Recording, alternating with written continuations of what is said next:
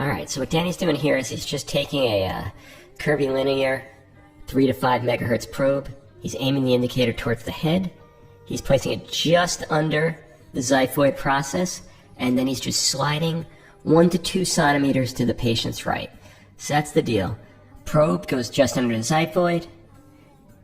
Slide 1 to 2 centimeters to the patient's right, and just tilt towards the heart.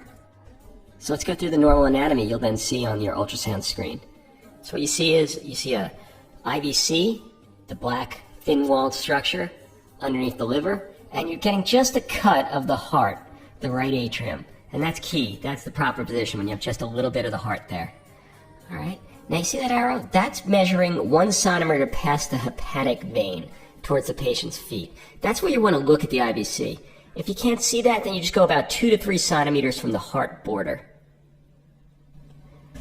So just to review that anatomy one more time, that thin black vascular structure is the IVC, liver's on top of it, and you're getting just a tiny cut of the heart. About 1 centimeter past the hepatic vein, or 2 to 3 centimeters from the heart edge, is where you look at the IVC.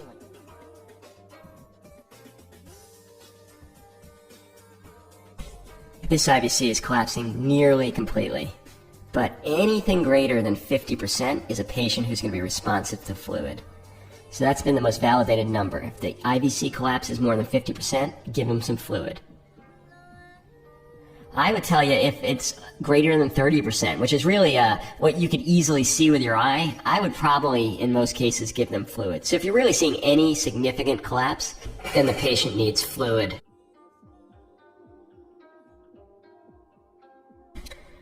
Alright, we gave that patient 4 liters of fluid. Look at the IVC now. No respiratory collapse. If we look just past the hepatic vein, that IVC is not collapsing with respiration. It's staying pretty much identically sized throughout the respiration cycle. This patient doesn't need fluid.